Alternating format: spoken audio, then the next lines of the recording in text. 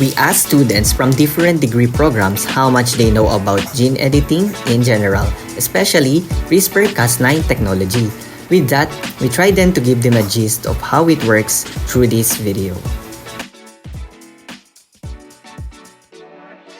So what usually comes to mind when I hear gene editing are genetically modified organisms where the DNA of specific or certain organisms are altered so that they'll produce more desirable traits, such as in crops, to maybe increase the crop yield or to make them edible for human consumption.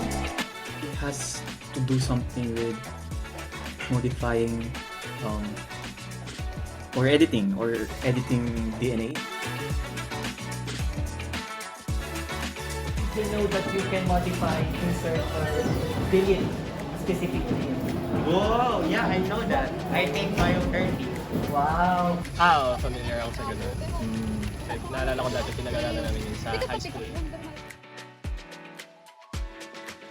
Familiar po ba kayo sa CRISPR-Cas9? Sa CRISPR-Cas9. CRISPR, isa siyang gene editing tool, ang alam ko. Sa tao yan. May bagong diba, news about CRISPR, parang other Sa isa. variety ng CRISPR something is number. Pero Ano siya, parang alam ko technique siya sa cell molecular bio na pwedeng mag-ano ng genes, pwedeng mag-silence, mag-edit, ganyan. Ayun. A student's life is not complete without writing essays. When we are making an essay, we make the draft first and then edit it.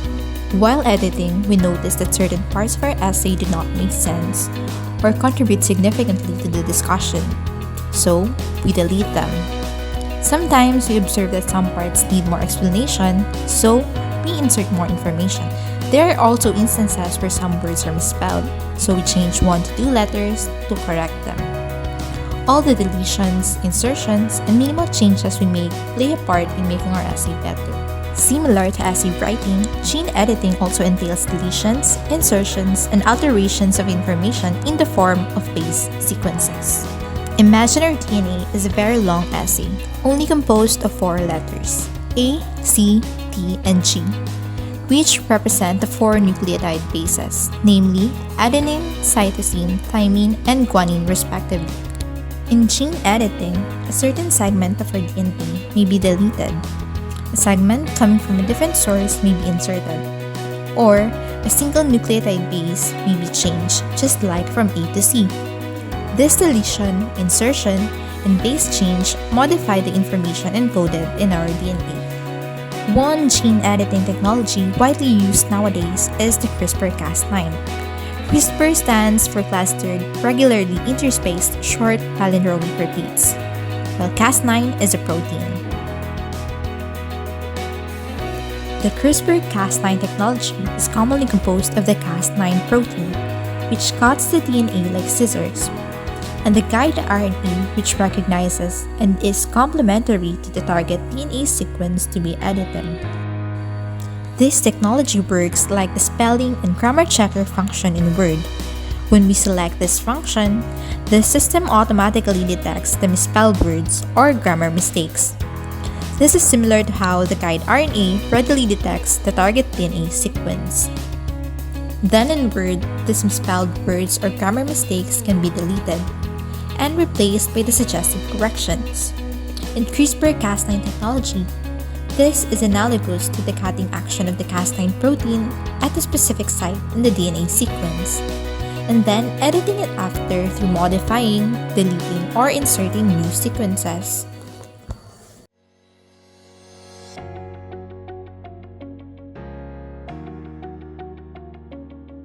Ganun yung kapag pabango yung pagkain, sa tingin mo, masarap talaga yung pagkain. Pag mabaho siya, parang mag-stay away ka.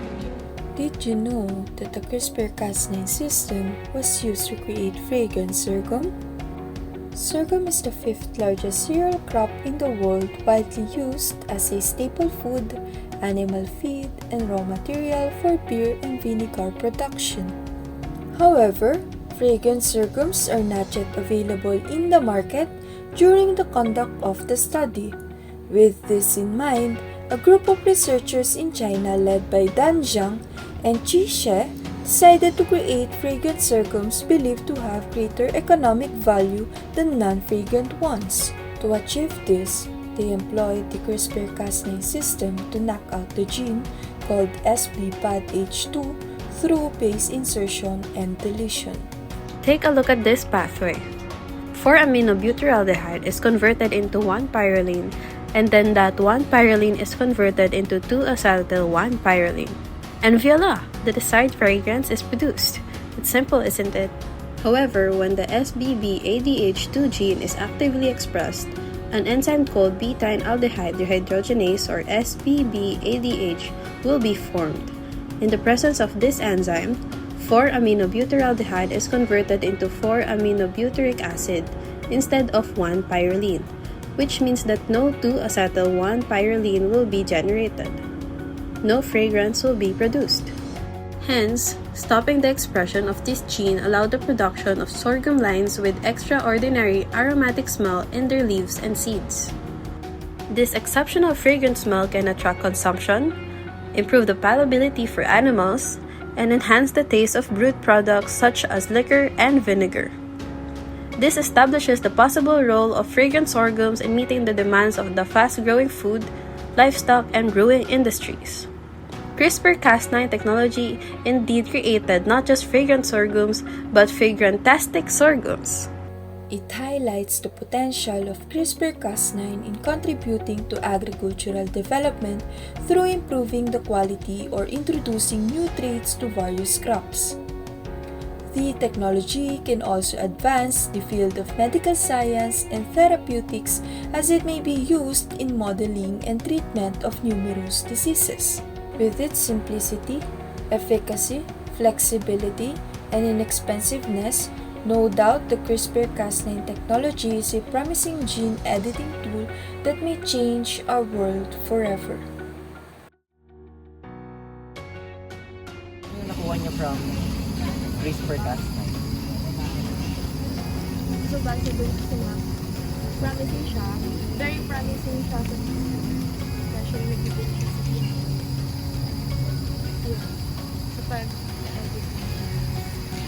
Para sa akin, very interesting yung CRISPR. Parang ito yung type ng gene editing tool na parang nakakaengganyo pag-aralan tapos tuturo mo dun sa ibang hindi familiar sa CRISPR. Ayun. Impossible to. Yan ang CRISPR.